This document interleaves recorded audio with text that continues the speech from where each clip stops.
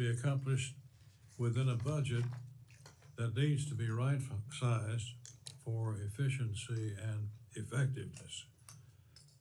The Department of Justice's fiscal year 2026 budget request totals just under $34 billion. This represents a reduction of close to $3 billion from fiscal 25, and specifically the request includes about $11 billion to target violent crime, $10 billion to tackle drug crimes, over $3 billion to defend the nation and our citizens against transnational organized crime, and over $3.5 billion to address immigration. These are the exact issues that hit home for many families, and these are the issues that are being discussed between neighbors in all of our states, including mine in Kentucky and across the nation. After 4 years of politicization at the Biden's Department of Justice, these are the issues that the American people expect you to address.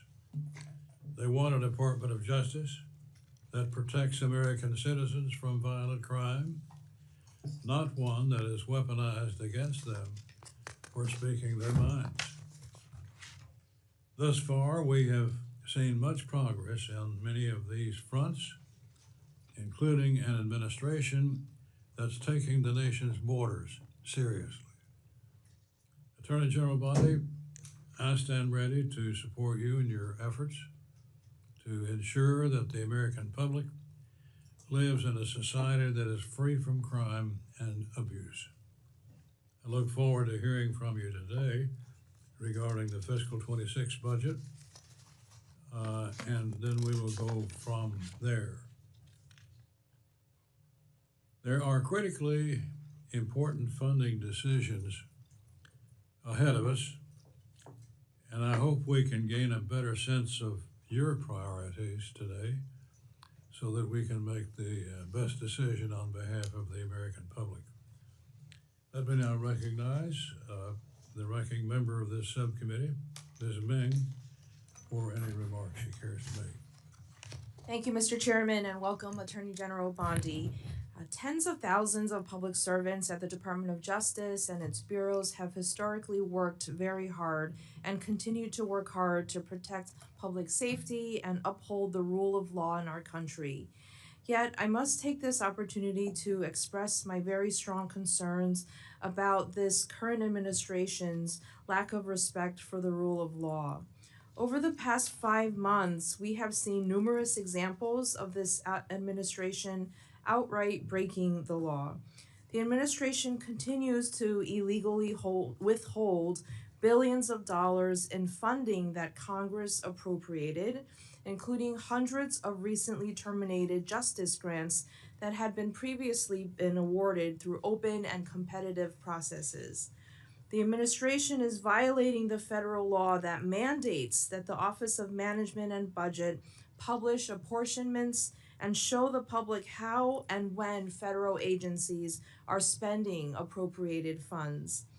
The Justice Department has begun illegally restoring the gun possession rights of convicted felons and domestic abusers. It's allowing the sale of forced reset trigger devices without a background check. These are devices that effectively convert regular firearms into machine guns, which I fear will only make mass shootings in the United States more numerous and deadly. More than 1,500 individuals involved in the January 6th attack on the Capitol were pardoned or granted commutations of sentences.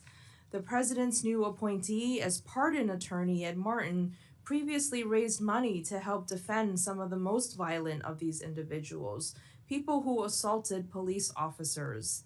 Some of the pardoned January 6 defendants have subsequently been arrested, charged, or sentenced for other crimes. Under this president, the U.S. has accepted a luxury jetliner from Qatar, very likely in violation of the Emoluments Clause of the Constitution. This president has also issued a series of illegal and unconstitutional executive orders, several of which are being challenged in courts right now. Presidential actions in recent months have also directed highly political and targeted investigations against law firms and individuals, including Miles Taylor, a former staffer for the House Appropriations Committee's Republican majority. Meanwhile, the administration has weakened law enforcement against political corruption by gutting the department's public integrity section, which fairly investigates and prosecutes corruption by government officials. It has dismantled Task Force Klepto-Capture, which was started after Russia's 2022 invasion of Ukraine, to enforce sanctions and target oligarchs close to the Kremlin. It has also ended the FBI's Foreign Influence Task Force, which was created to defend against foreign influence operations targeting U.S. institutions. Furthermore, dozens of experienced career federal prosecutors, litigators, and FBI leaders have been fired or forced out since the start of this administration, including James Dennehy, the highly respected leader of the FBI's New York field office. I'm really concerned about what is happening in the Department of Justice, especially based on the department's fiscal year 2026 budget request. The proposed budget weakens the country's efforts to fight crime and keep Americans safe. The proposal reduces funding for the FBI, despite the heroism of agents like those in Minnesota who aided in the recent capture of the deranged man accused of killing a state representative and nearly killing another.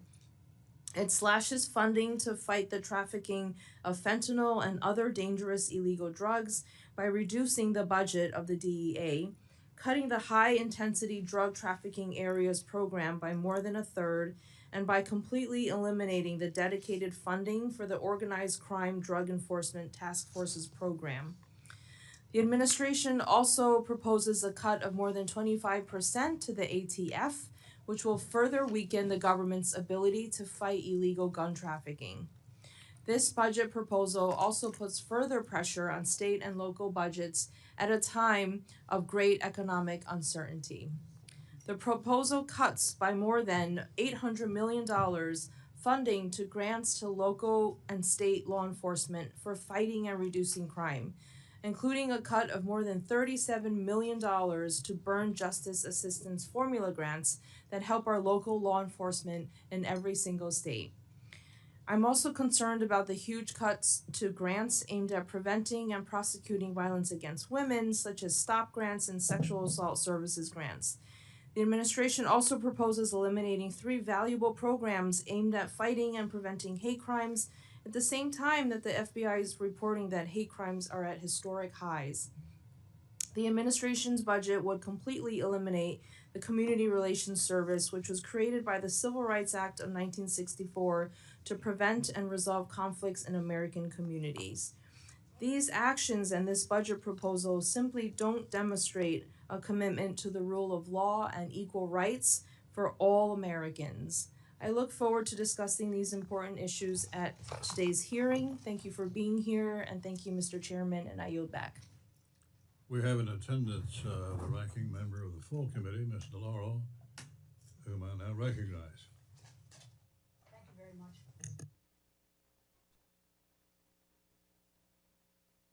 Thank you, Mr. Chairman, and I want to thank you and Ranking Member Meng for holding this budget hearing. And also want to say a thank you to our witness, Attorney General Bondi, for appearing before the subcommittee today.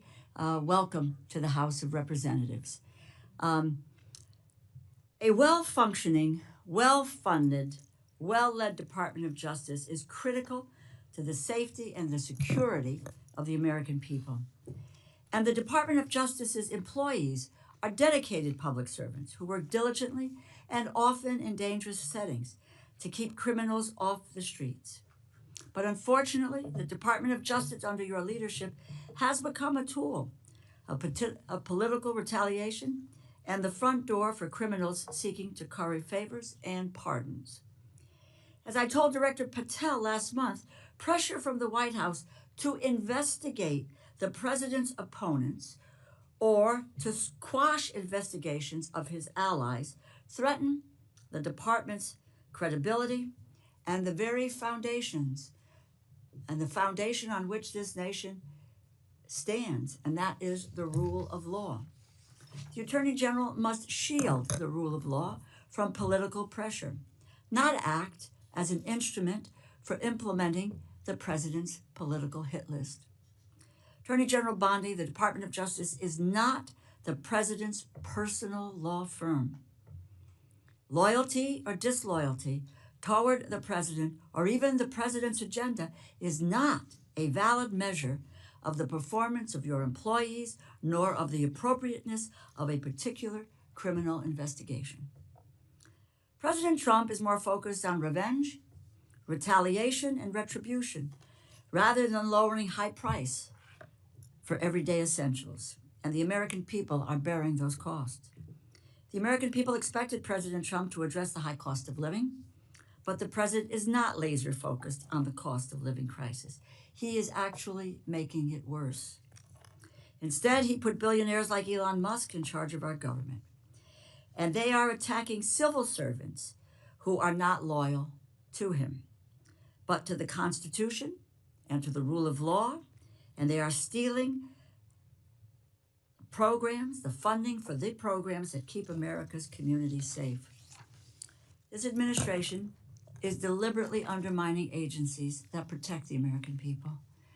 Over $4.5 billion in the Department of Justice grant, those funds, including COPS grants, the Office of Violence Against Women grants, that's been unlawfully frozen, stolen from the communities that are counting on this funding to improve their own law enforcement capabilities.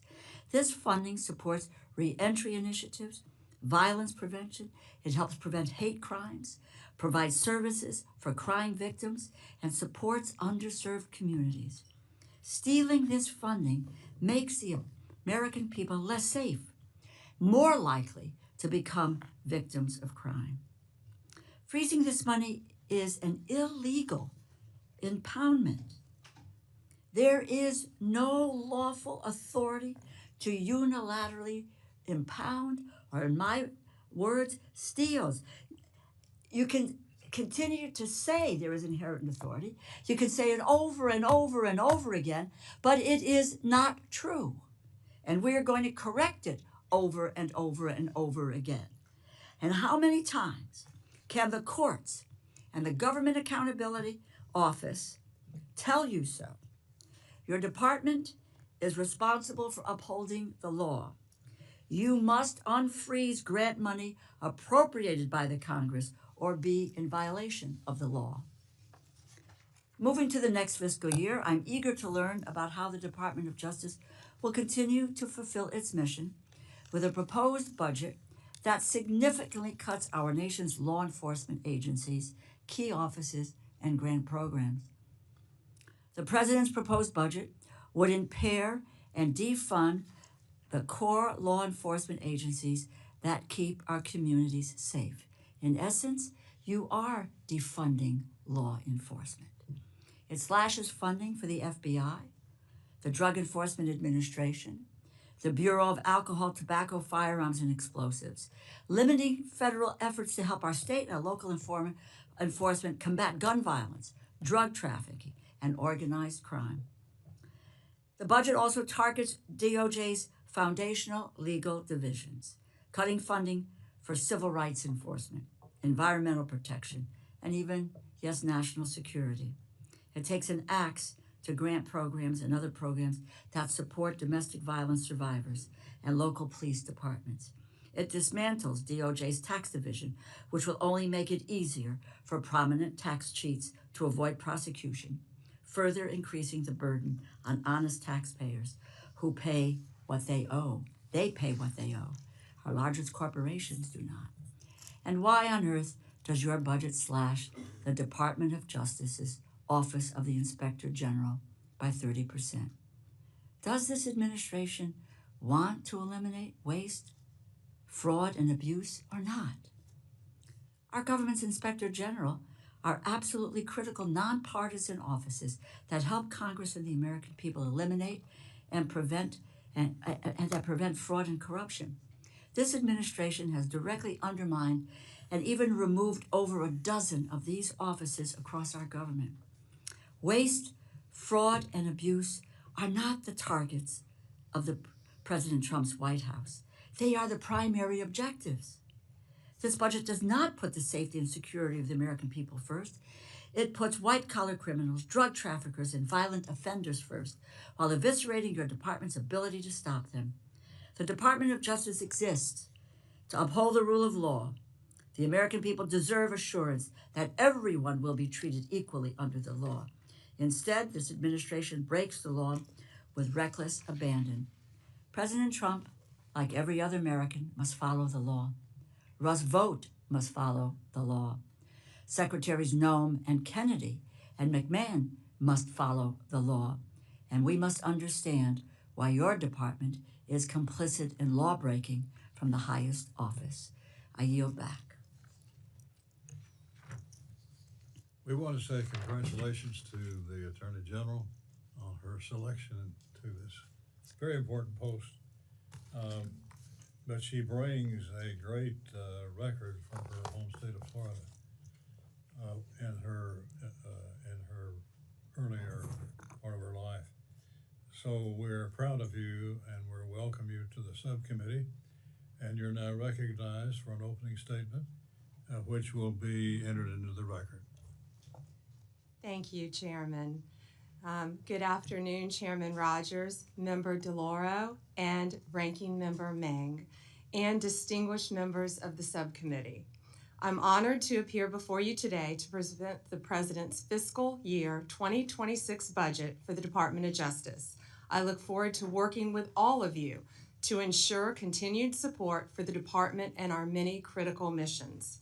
President Trump's fiscal year 2026 budget proposal totals $34 billion for the Department of Justice. That money will support federal law enforcement as well as our state, local, and tribal law enforcement partners.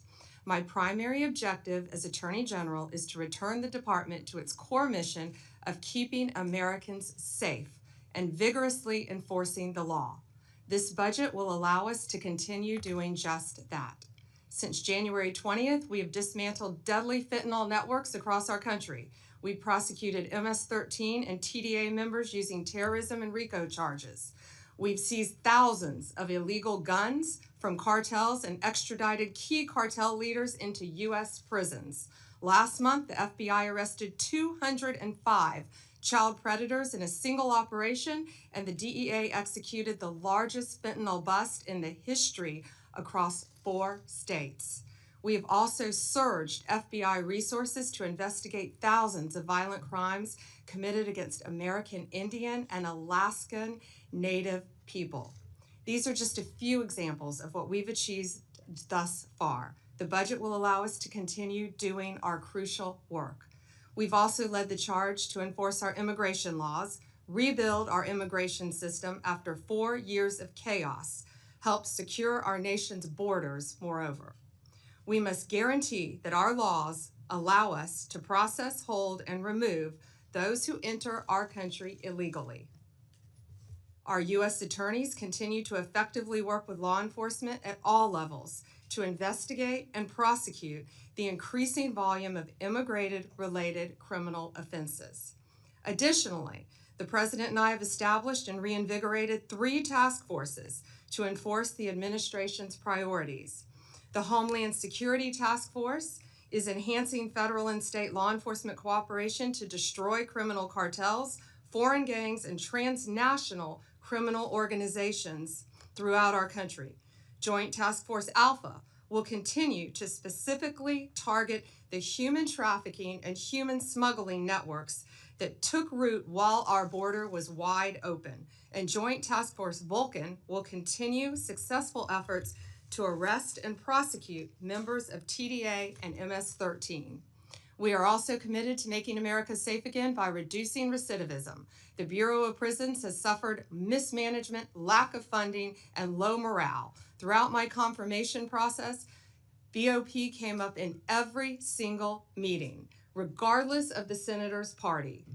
The President's budget proposal will address critical staffing shortages, enhance staff retention, and deliver positive changes to a system that has long needed improvements. The resources made available through President Trump's proposal will also empower the department to continue fighting our war on fentanyl.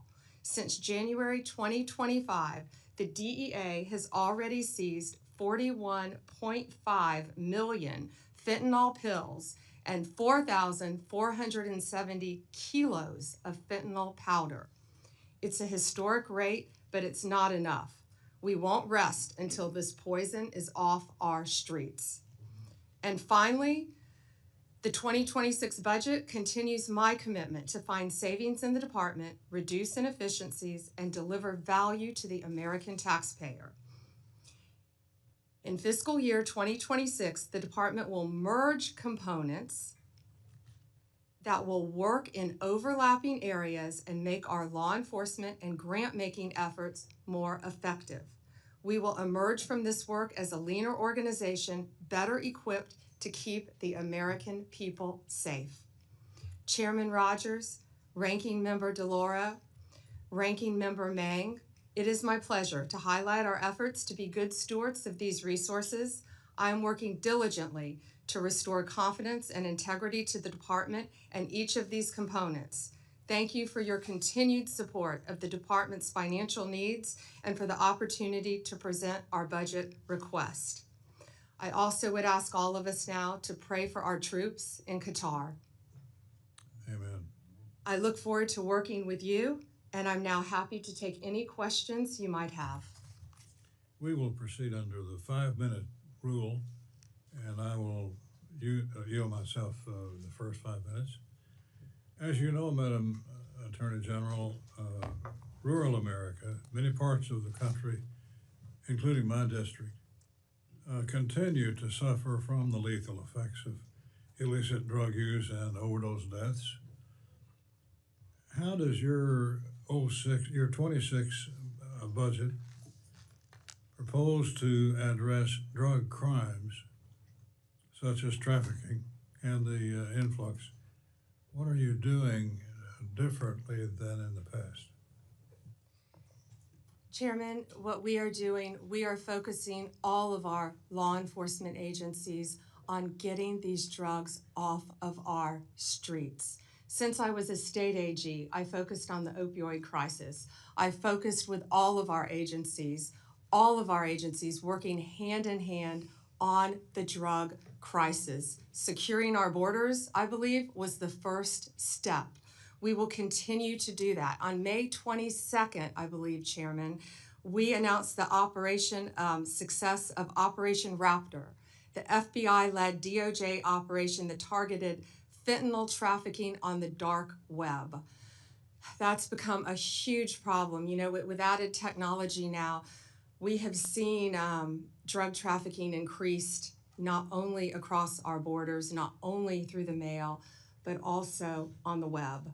And that's something I believe that we can all work together on. I believe that crosses party lines. That's something that we all need to work together on. We've seized 144 kilos of fentanyl, 180 firearms, and over $200 million in currency and digital assets, working with 9 international partners and arresting 270 drug traffickers across 4 continents. And that was all because of Operation Raptor. On May 6th, we executed the biggest fentanyl bust in DEA's history. We dismantled a Sinaloa cartel that trafficked across 5 states: New Mexico, Arizona, Utah, Oregon, and Nevada. We seized 412 kilos of fentanyl pills, 11.5 kilos of fentanyl powder, and 49 illegal firearms. We arrested 16 accused drug traffickers.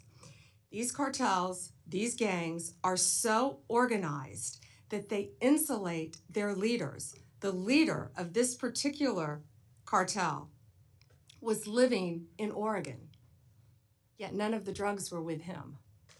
This was incredible police work by all of our agencies, federal agencies, working hand in hand to track them down. I met in conference rooms. We had charts, and I would invite any of you members on both sides of the aisle to come in and see these investigations of what we are trying to do to get these drugs off our streets. They are so complex, they are so complicated, and what our law enforcement have been doing is really second to none. And I am so proud. They are some of the bravest in the world. And I am so proud at what they have been doing, working with all of our state and local partners to eradicate these drugs. My point of that was in Oregon, was the leader of this particular Sinaloa gang. And again, he insulated himself. But we were able to catch him thanks to great police work, and we will continue to do that. Well, congratulations. Thank you. And thanks for the invitation. I hope we can take you up on that. During his hearing before us, FBI Director Patel indicated a lot of precursor chemicals that originated in China are now going to terrorist organizations that reroute the precursors into our country through the northern border. What can you say about that? Yes, Chairman, that's accurate. You know, I've been fighting this fentanyl epidemic since I was a state AG when it really first came on the market. Ironically, I was recently in Poland at a security conference with all of my counterparts around the world, and I will never forget something they said to me. My counterpart in Poland said, fentanyl isn't here yet, because they protect their borders. And yes, the northern border is now a great concern to all of us, I would think to everyone on this committee. And yeah, that's a great concern, but we will continue to do that. We are fighting to protect those precursors from coming in, as we know. And you know, what they keep doing is they're changing the precursors. And they continue to change them, and they continue to send them through Mexico, through Canada, on ships, through our ports of entry, into our country. But that's something we have to all work together on to stop. I went to our DEA lab. I met with our DEA. It only takes, it looks like almost 2 grains of salt. I had them put sodium chloride in a little bottle so I could show people. That's what it takes to kill you. And that's what our kids are taking. They don't realize that it is mixed in, they think they're buying a Xanax, an Adderall, I can't say this enough, an oxycodone pill. They think they are buying something else, and this junk is being laced, this poison, into these pills throughout our country. And that's something I feel like we can all work together on to try to stop. But yes, that was, a very long answer to yes, it's coming in through our northern border, but we are doing everything we can to secure that. We are working with Homeland Security very closely, and they're doing an incredible job on that as well, Chairman. Ms. Meng. Madam Attorney General, I wanted to ask about a topic that's of great importance to many Americans and especially my constituents, which is about hate crimes. I'm really troubled that your budget proposes to end the grant programs that may help prevent some of these hate crimes. As you may know, I was the author of one of these programs, the Community-Based Approaches to Advancing Justice program, which was created in fiscal year 2022. This program supported local groups working to increase hate crimes reporting, give community members resources in languages other than English, and to improve relationships between local law enforcement and the community. It was a direct response to the rise in hate crimes targeting Asian Americans during the COVID-19 pandemic. You may recall in March 2021, 6 women of Asian descent were tragically murdered in Atlanta, Georgia. My Hate Crimes Act passed through Congress in May of that year with bipartisan support, including from several of my colleagues on the other side of the dais. For years, I've been hearing from constituents about how scared they felt and have been hearing from members of these communities as well as experts who've told me that one of the best ways to combat hate in this country is to fund prevention programs. So not just prosecution, but also prevention. I have a letter here that hate crime survivors and family members wrote to you in May, expressing their strongest concerns about the termination of these grants. Signed by people like family members of Emmett Till, James Byrd Jr., Matthew Shepard, and survivors of the Pittsburgh synagogue shooting. I ask unanimous consent to enter into the hearing record this letter from these survivors and family members to Attorney General Bondi regarding the termination of hate crimes related grant programs.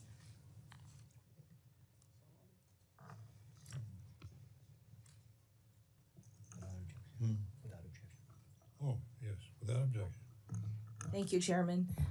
Attorney General Bondi, I absolutely share your support for our law enforcement and for the prosecution of hate crimes in a just way, but we must combat all forms of hate on all fronts, bringing together law enforcement and community leaders and members of the public. And these grant programs have helped many communities do exactly this. So I just wanted to ask and hear from you why there is a proposal to eliminate the three largest sources of DOJ funding for hate crime prevention programs. Yeah, and Ranking Member, can you list those three for me again? And I'm sorry, I have not received your letter yet, but I would welcome working with you on any issue regarding hate crimes in the Asian American community, in any community. I welcome working with you on that. Okay, yeah, I would love to. And this letter was sent May 15th, and we'll make sure that you and your team have received it. So the programs, one of them, for example, is named the Community-Based Approaches to Advancing Justice. 3 programs have been cut, and one of these programs literally help support our law enforcement departments locally, like our NYPD, to train and respond to hate crimes. Let me see. So we have 5,800 grants, Chairman, that come, Ranking Member, excuse me, that come through my office. 365 have been cut so far. That's approximately 6%. What I will tell you is we have turned back on 13 of those so far because people have reached out to me. If you want to reach out and talk to me directly, I will give you my cell phone. I would love to sit down with you and see if we can work that out. I'm sorry, I'm not familiar with those 3 directly. But again, we will, if you have on either side of the aisle any grants that you believe should be back on, I would love to meet with you and work with you on that. We're doing that on a case-by-case basis, and law enforcement is my top priority, especially hate crimes, violence against women, everything I've done my entire career as a prosecutor. I think we have a former prosecutor in the room too, and I look forward to working with you on those and seeing what we can do to help you. Great, we'd love to work together, and we will flag all the programs that have been impacted, including those that directly support our local law enforcement like NYPD. And just to be more specific, the 3 programs mentioned are Community-Based Approaches, Jabara Hire, No Hate, and Shepard Byrd. No Hate, Shepard Byrd. Thank you so much. Thank you. Mr. Gonzalez. Thank you, Chairman, and thank you, Attorney General, for being here today. You know, when the DOJ submitted their budget, the United States was a nation at peace, and now we're a nation at war. So my questions are going to be focused on national security. How many Iranian sleeper cells do we suspect are in the United States? Congressman, I can't talk about that in this setting, but what I can tell you is I know Homeland Security, I know the FBI. They are focusing on doing everything we can to keep our nation safe, and they will continue to do that. Yeah, it's a frightening time in which we live right now, but President Trump is committed to keeping all Americans safe, and we look forward to working with you on that. Great, thank you. How many active cases of threats to the homeland does DOJ currently have open as of today? Countless. I can't talk about those in this setting either. Obviously, anything pending regarding national security issues, but there is not a day that goes by that we don't discuss the issues that you just brought up with me at the Department of Justice, but I also know that our counterparts at DOD, HSI, the State Department, and all of our agencies are working together to make America safe and in turn, keep our world safe. This is very much on my mind. I spent 20 years in the military. I spent 5 years in Iraq and Afghanistan. Thank you. Of course, these aren't dots on a board.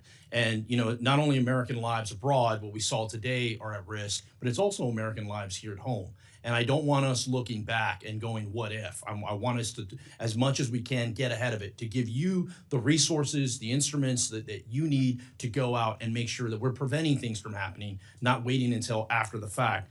There was a report, of over 1,500 Iranian nationals that have entered the country illegally over the last several years. Do we know out of those over 1,500 how many of those have been convicted of a crime?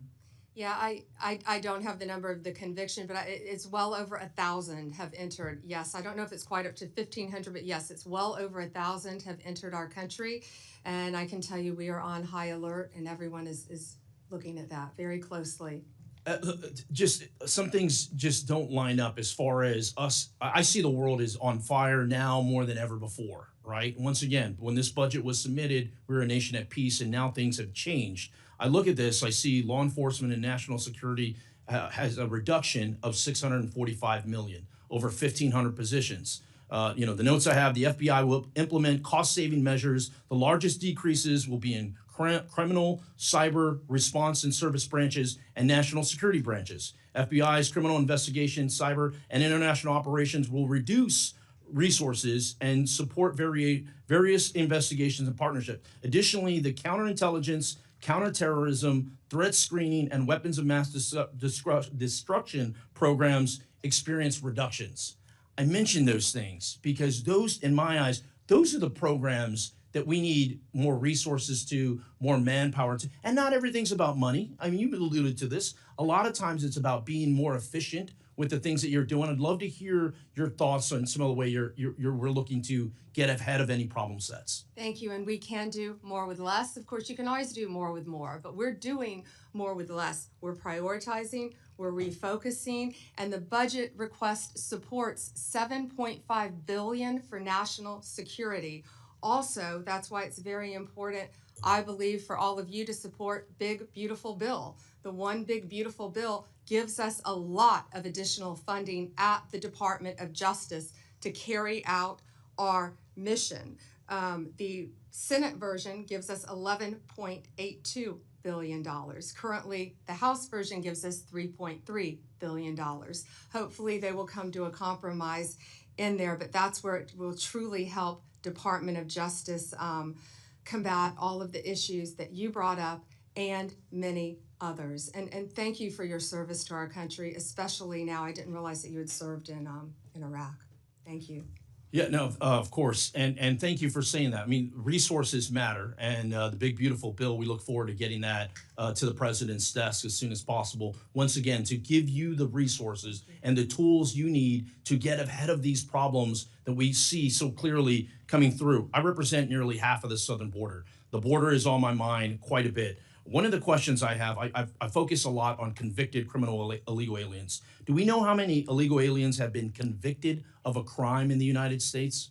Yeah, I can get you those specific numbers. I don't know, but many. I can tell you our prosecutors are indicting and charging illegal aliens constantly, violent crimes, rapes, thefts, many crimes throughout this country. And yes, our borders were wide open. And Congressman, back in September, I went to our border at Yuma, Arizona, not in Texas, but Sure. in Yuma.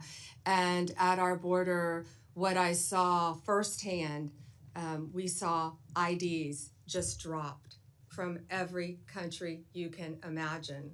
El Salvador, Venezuela, China, every country you can imagine.